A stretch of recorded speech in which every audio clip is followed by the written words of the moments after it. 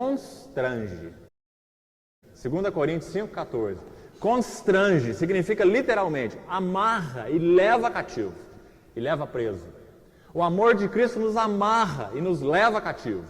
Então Paulo está dizendo que nós estamos amarrados à carne e constrangidos a viver por ela. Não tem outra opção, eu tenho que ser carnal, eu tenho que pecar, eu tenho que pagar a carne. Paulo está dizendo não, nós não estamos mais nessa relação de devedores. Nós estamos agora numa relação de escravidão voluntária, né? Por amor, gerada em nós pelo Espírito de Deus, pela lei do Espírito da vida em Cristo Jesus, que nos livrou da lei do pecado e da morte. Então esse versículo tem que ser entendido dessa forma, segundo a luz então do capítulo 8, senão nós não entendemos. O que Paulo quer dizer como ser devedor? A carne, mas somos devedores a Cristo. O que significa isso? Como que eu devo?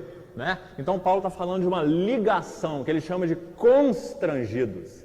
Então, em outras palavras ainda, explicando, ele diz assim que antes a carne era o nosso Senhor, o pecado através da carne era o nosso Senhor.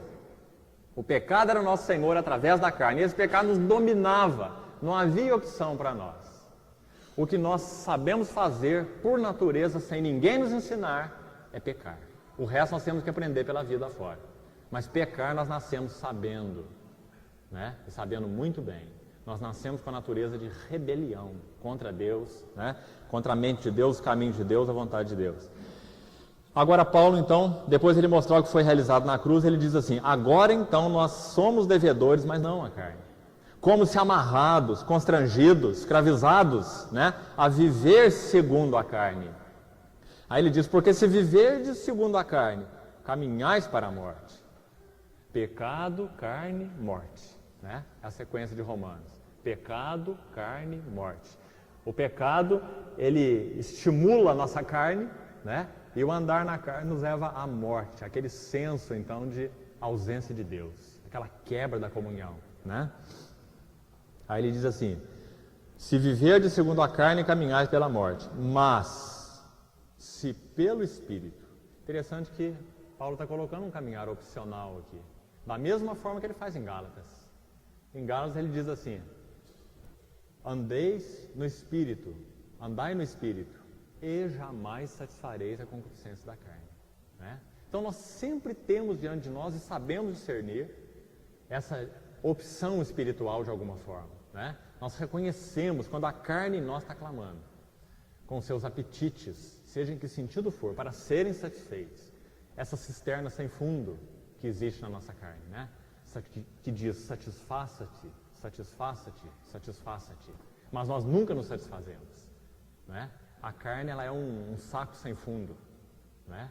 Mas Paulo está dizendo, Cristo nos libertou dessa insatisfação eterna com relação ao pecado e à carne. Ele opera em nós através da lei do Espírito da vida em Cristo, de tal forma que nós podemos viver não constrangidos à carne, amarrados por ela, mas constrangidos a Deus, pelo Espírito. Né? Se pelo Espírito mortificardes os feitos do corpo.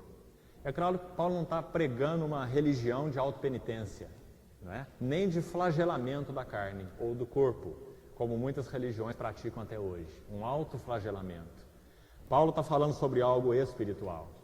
É claro que em toda a Bíblia a linguagem é muito coerente. O Espírito, ele, através da carne, né, e através do corpo, ele então nós manifestamos o que nós somos, né, a partir do Espírito. Se nós temos sido renovados por Deus no nosso entendimento, nós vamos viver de forma santa. O corpo vai mostrar isso. Se nós não temos, o corpo vai mostrar o contrário. O corpo ele sempre vai obedecer, não é? Ao espírito ou à carne. Então, quando Paulo fala sobre mortificardes os feitos do corpo, ele está dizendo que nós devemos julgar pelo Espírito todos os feitos carnais. Esse seria o sentido. Paulo está nos encorajando a julgarmos os feitos carnais, dizendo que nós não somos mais escravos segundo a carne. Nós pecamos? Sim. De alguma maneira nós podemos ainda andar segundo a carne? Sim, também. Só que escravos da carne, não. Se nós nascemos de novo. Então, pela infinita graça e misericórdia de Deus, nós que temos o Espírito Santo em nós podemos reconhecer esses tentáculos, né, de escravidão da carne se manifestando através do nosso ser. mesmo que através de coisas legítimas, como sempre acontece, que são mais então sutis e nos enganam, né?